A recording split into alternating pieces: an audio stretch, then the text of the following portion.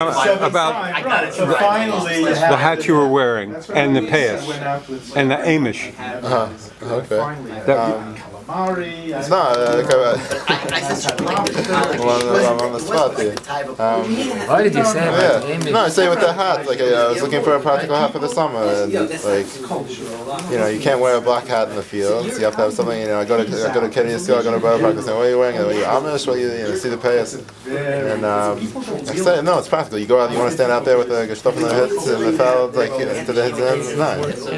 Yeah, it's not gonna work. So, but there's a lot that we can learn from the Amish in terms of just like cultural preservation, working with your hands, keeping busy, and we're gonna go down and hopefully learn how to do some what is it, Akin and Mefed. Akin and Mefed after Sukkot. We're gonna go learn. You got to Akin with the fair after Sukkot. Yeah. you're fired. So, but what do you think you can learn from the Amish? I think just like the connection between culture and agriculture. I think they really got it down. Culture and agriculture. Culture and agriculture. You are fired. I've been fired. I was never hired. Yeah. It is. But I mean, they've been integrating their whole concept of culture. And what do you think that the Hasidic and the Orthodox and the Amish have in common, other than that? The hats. Yeah, the hats are similar. The language is similar. I went to the Amish.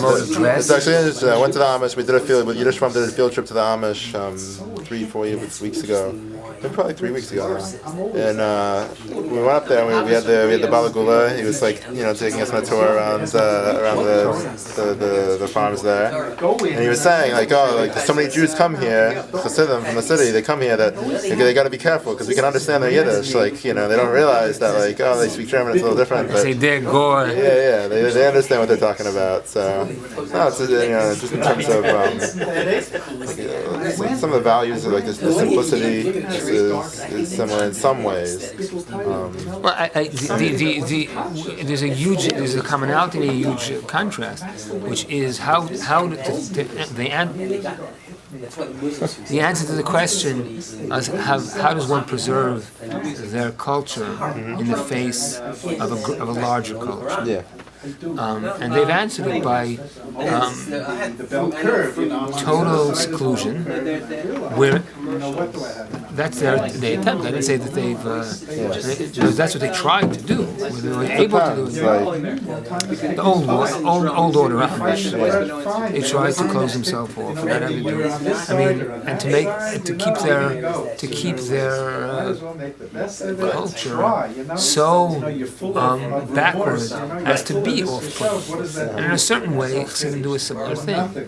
They will dress in a certain way so as not to integrate. They will eat with their hands so as not to integrate. I don't think they actually eat with their hands all the time, but they eat more with their hands than the surrounding culture. They try to speak a language other than they try to, but yet they do it in a physical space, which is within much closer to the greater, larger culture. They do it. The attempt is similar, and the execution is different. But what did you learn from? But because of that, Yes, my son. They remain much closer to the 17th century or 18th century than Chassidim in many ways. In which ways do you think they're similar and dissimilar? Because I think they're dissimilar because Chassidus, because it does come in contact much more on a daily basis with other streams of Judaism, with the world at large, they evolve. They're slowly evolving, and in certain ways, and in smaller ways, maybe in small ways evolving, but to meet and to integrate somewhat with their surrounding culture, whereas I think the Amish have not. I don't know. I think it depends what Amish you're talking with. Hold on. Amish. Yeah, when we're talking, we were looking at the Amish, we went to visit a couple of farms, and you see that they're using technology that they themselves say this wouldn't have been allowed 20 years ago. And we were asking them, what's the source? How are you interpreting that? There is no source. It's just the elders. It's the elders in the community. They decide what's okay and what's not.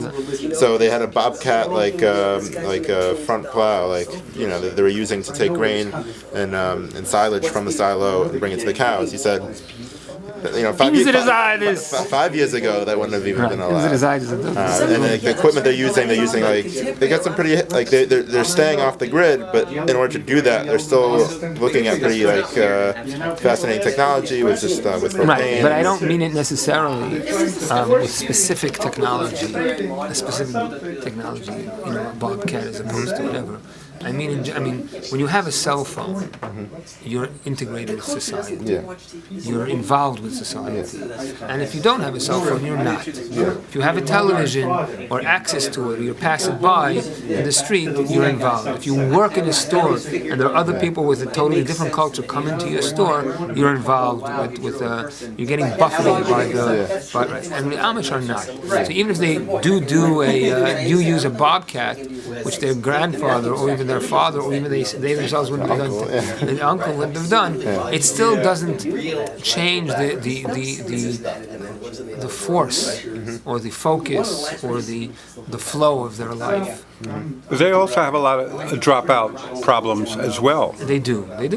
Well, they have as well as the Hasidim. They have this whole rumspringen. It's interesting though, because when you talk with like the from Amish, they're going to say there is no rumspringen. There is like what father would let his kids just go wild in the city? No, like they explain it to us as basically it's a time when the courting starts between like the young people. Like they start, the men and the bochum and the bochetes come into Zaman, like and they start talking and they have church groups and whatever, and that's when they start deciding like who they're going to go on dates with, who they're going to end up marrying one day. And you see the documentary. So some people are clearly going off and going crazy in the cities and driving cars and all that. But I think it depends on what aspect of the community. There's some people that's maybe happening more often. Some people that they wouldn't even let their kids think about that. Right. It's not a.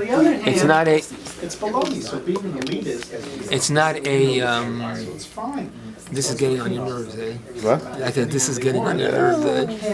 But Gio in general gets on your nerves. Yeah, that's my job. And he does it quite well. It's rather effective. Yeah. In other words, people have made it out as this even part of the culture. There is this time, and you're saying it's not a part of the culture. It's something which happens. It's not something which is a ritual. It's something that happens. But what do you think you can learn in your experience?